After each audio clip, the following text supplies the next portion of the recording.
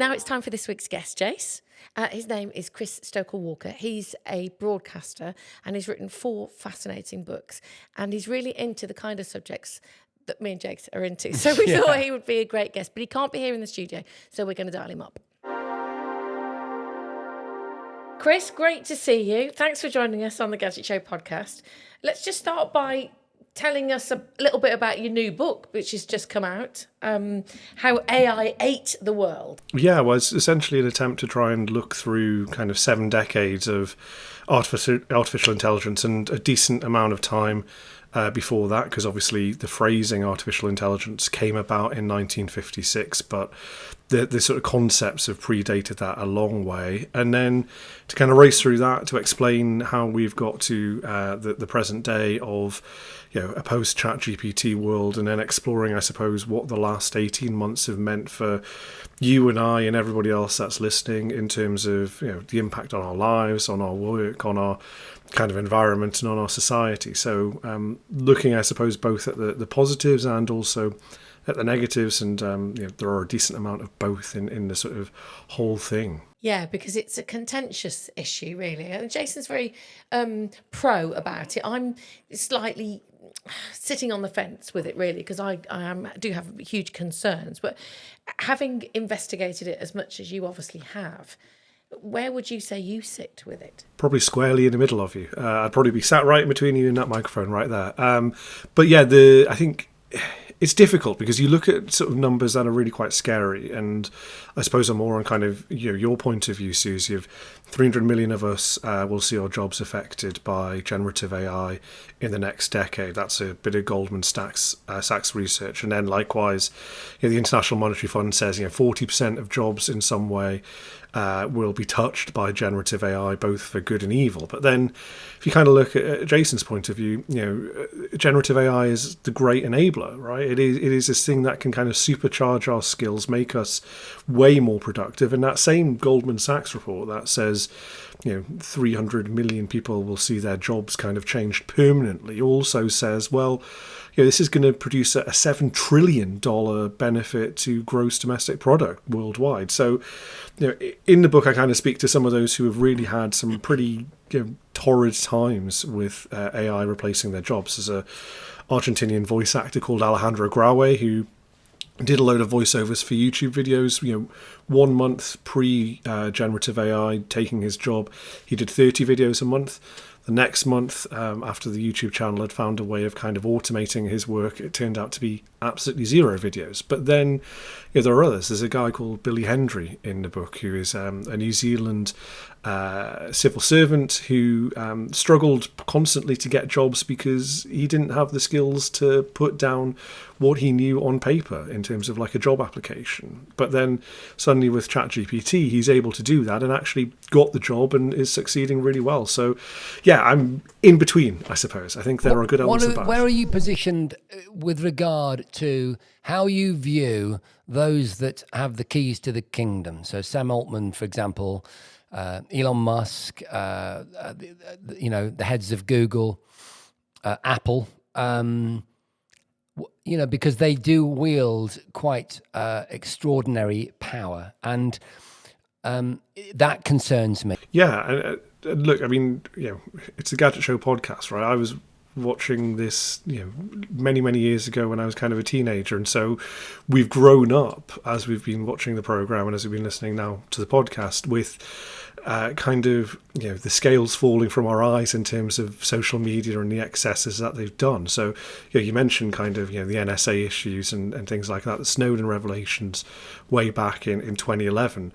And those were concerns. I think we've all become way more skeptical. And I think it's right that we've become way more skeptical, both because there is a precedent that big tech companies will do things that maybe aren't in our best interests individually. And we can look at the Cambridge Analytica scandal of 2018 as well.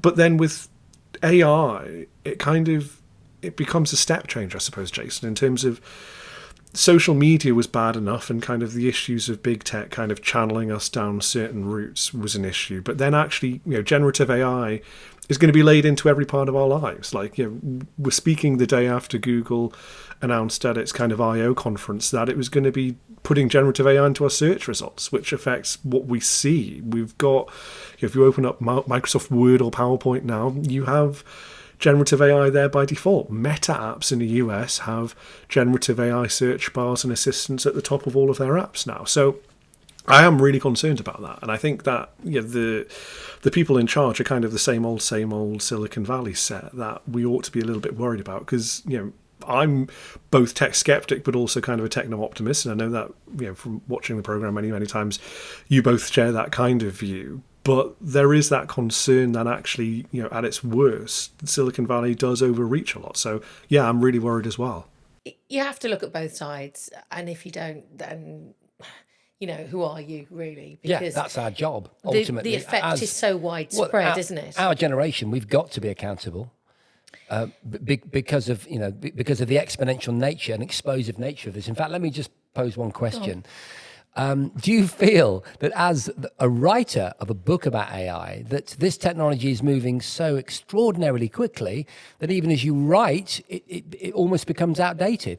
Yeah, absolutely. I mean, look, again, we're talking the week that not only Google announced its I/O and had the kind of new versions of all of these AI models that they were doing, but it came the same week that OpenAI announced GPT-4o, which is their kind of multimodal way of looking at ChatGPT. So rather than just having to type it in through text, or even if you're a ChatGPT Plus subscriber like I am, you pay $20 a month and you can talk to it. It was really slow and really clunky, but now we've seen that they're going to be doing stuff in real time. The book does touch a little bit on that, but one of the issues that I found, I know, Jason, certainly, I know you've written books, like these things work incredibly slowly. And so, I did update some of this to sort of February 2024 and tried to make conclusions that were kind of a little bit timeless, because I knew it would be slow. But yeah, writing tech books in a publishing world which is incredibly slow is a big challenge. You could argue that the rapid nature of AI's advance almost challenges the concept of the book, doesn't it? When you were saying that, I was thinking exactly the same thing. You've written 4 books over the last few years. Clearly, the influence that social media has on us and the surrounding world of that, it interests you a lot. So can you just talk us through your kind of findings on social media and the changes in our world since social media has been such a big part of it? Yeah, I mean, I'm 35. I was 35 early this month. So I both grew up watching the program, but also kind of grew up with the internet. Had my first kind of computer aged 11 or 12. Got on social media in the very early days of Facebook when it kind of expanded out of the US, and have kind of, I guess, been the first generation to see and know a time long before social media and the advent of kind of tech, but also to have kind of been tech native, it was growing up while I was, in a way. I think that's kind of quite scary, and that's also the reason why I did all of the books. So I did one on YouTube because, frankly, I spent too much time on YouTube and needed to kind of professionally justify the amount of time that I did it. Then I saw yeah, exactly. Jason's the same. I have this one. Yeah, and then TikTok came around the corner, and I spent time on that, and I thought, crikey, I need to do that.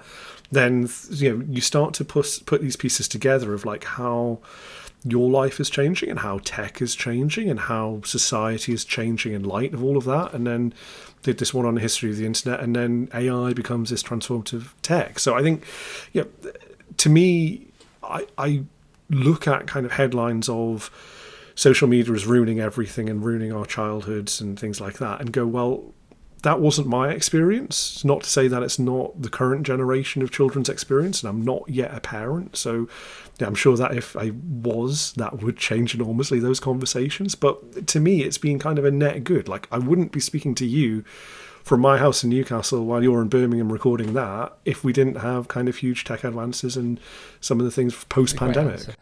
You're so right. I want to ask you about your TikTok boom book from 2021, which I think is one of the books that you were referring to, Susie. I'm a huge fan of TikTok, and I, strangely enough, despite the fact that it has a reputation for sort of crazy dancing and very, very super hyper short form content, which I know your book touches on in part, when the algorithm actually learns a little bit more about you, which in itself is, we should also be questioning. the quality of the output from TikTok, for me, I would argue, is the most relevant of all the social platforms that I use. So it's what it returns. Why? Well, what I mean is YouTube will throw out videos that it thinks I should watch, yeah? And often it gets it wrong. Instagram throws up stuff that is very rarely outside my kind of followship group. So it's not particularly intuitive at all. Twitter is just a crazy battlefield of ideas that can be quite offensive and aggressive. Nonsense. But I also see its value too. And I'm going to cause some controversy here, possibly. I know that Elon Musk is to some people a divisive figure, but I'm actually enjoying the X experience more than I was perhaps the Twitter experience. But anyway, the point I was trying to make was about TikTok. It feels, strangely enough, to me, the most authentic in terms of what its algorithm is doing.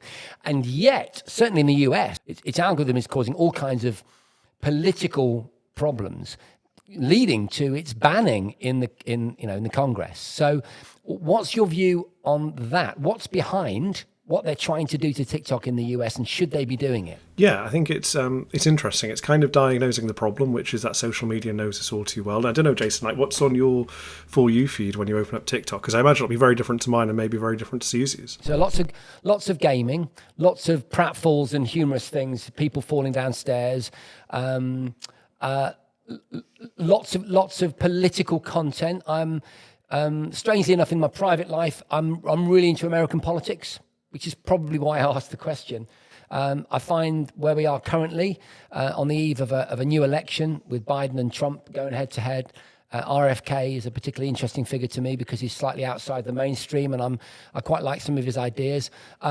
So that would be a fair appraisal of and lots of film and kind of pop culture content and analysis is what it throws up, which might surprise some people because they think it's all people doing crazy dances and stuff. But that stuff does come up too. Yeah, and I mean there's some overlap with my For You feeds on TikTok as well. Mine is probably majority cooking. I really enjoy doing that, and then also a little bit of kind of politics and a little bit of news. But yeah, I think what is interesting is that it's TikTok was kind of different, as you point out, to YouTube because the algorithm is based on what's called a content graph, so it looks at actually directly what you're interested in rather than what people like you are interested in or best approximate guesses. And actually in TikTok Boom, I kind of got some very handy helpers to kind of share their data with me, to download it off the app, and I could actually watch them as they walked through the algorithm, all the different videos that they were seeing and kind of how the metrics of how long they lingered on a video or whether they commented or shared it or liked it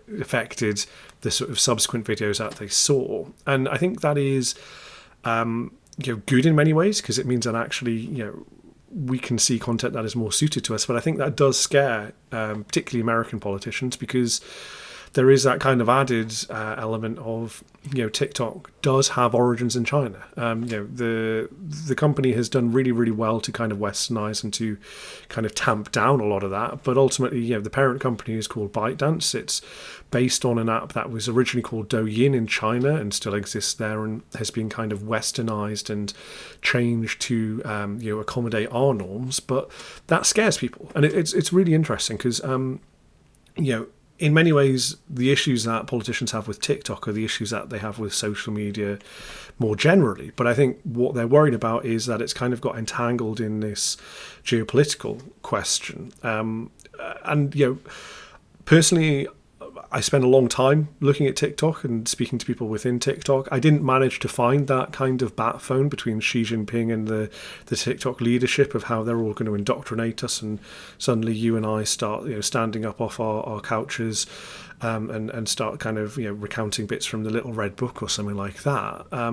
But it doesn't mean that there aren't these kind of concerns. It doesn't. And also it can move slightly the other way. Just a quick point, Susie, that I mean, there's been a lot of talk around the role of companies like, say, Cambridge Analytica. And clearly, marketeers wouldn't be in business. Advertising agencies wouldn't be in business. Influencers wouldn't be called influencers if messaging of that sort, en masse, when targeted in the right way, didn't, yield a result. So it is a powerful force. But I guess my issue is, but then it's not so much the influence that the US Senate seem to have a problem with. It's where the influence is coming from, because they're using it for their own influence in other, on other platforms like Facebook and Instagram and so on, and Google, especially Google. It's about control, isn't it? It's about owning that control. Surely that's what it comes down to, right? But you didn't find any congruence or any tangible scientific or objective evidence that the Chinese government are either using information that they glean from the US or even putting information into the US, domestic scene. No, not. I mean, on the latter, no different than they do in terms of having kind of Chinese state-sponsored media on YouTube or Twitter or whatever.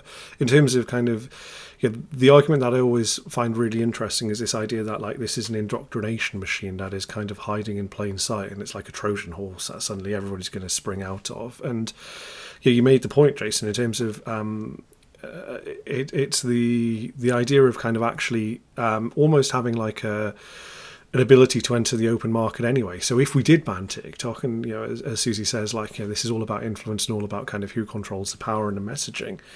And if the US wants to ban that, well, if they're scared about China kind of coming in and trying to kind of reach the public through this app, China can still do that. They can go onto the open market. They can go to the data brokers. They can buy advertising through any number of companies that operate on social media. So, like, I'm not the world's best journalist, but I'm far from the world's worst. And I'd like to consider myself kind of, some sort of a specialist on this stuff in terms of TikTok in particular. And I haven't seen anything. In fact, all the cybersecurity experts that I talked to who kind of poured through the source code, who would be able to find that kind of backdoor to China, didn't. And so I think, we're seeing an element of kind of, geopolitics really muddling the water here. Do we have too much social media in the world at the moment? And will it ever pare back, do you think? Yeah, I think in terms of kind of alternatives to Twitter, to X, I think, there's way too many. I can't keep track of my Blue Sky account and my Threads account and my Twitter/X account. And I did have a Mastodon account, and for my sins, I no longer use it because it's just too complicated to keep on track of 4 different conversations. I mean, there is a lot of overload and there's a lot of kind of overlap, I suppose. As a journalist, I'm kind of still on Twitter, on X. My experience has been kind of different, I suppose, to Jason's in that, I'm with you, Susie, in that I want kind of like a lighter sort of approach to things, and Twitter does seem to have just a lot of shouty people on it, shouting past each other rather than necessarily talking to each other. Horribly, I've had to, and if I told myself this maybe 5 years ago, I'd be saying that I'm an awful person for doing so. I'm having to spend more time on LinkedIn now, in part because it's just a professional networking thing which allows me to find sources, but it's just awful. But they're kind of also converging into the same stuff. And I think what's interesting, Susie, in terms of like you say, is there too much social media? I think there's too much social media doing the same thing. So you can post videos on LinkedIn. You can post kind of ephemeral stories on LinkedIn. All of these social media platforms are kind of becoming one and the same because they're all hoping that others will fall by the wayside and they step in. They're vying for the same space and trying to stay relevant. Yeah, precisely. And ultimately they're all doing kind of bad copycat versions. I mean, if we talk a little bit more about kind of like the TikTok analogy, like Instagram Reels was set up to try and be a TikTok killer. And then you have YouTube Shorts that was Alphabet, the parent company of YouTube and Google, saying, oh, hang on, TikTok is eating our lunch and we don't want Instagram to kind of corner off that market, so we better do a not as good version as well. And so suddenly you're kind of bombarded with the same stuff. And I guess that's what I miss a little bit is, and it's also a big worry with kind of, the advent of generative AI. And one of the things that I get into in that book is like, when I was growing up in the early 2000s on the internet, everything was kind of like a riot and everything was kind of different. And it was, scary in some ways, but also incredibly exciting in others, and like a bit anarchic. And one of the things that I think is different now is everything is just kind of the same, and it's just different kind of vague flavors of the same recipe. Here's a question then. How will AI affect social media?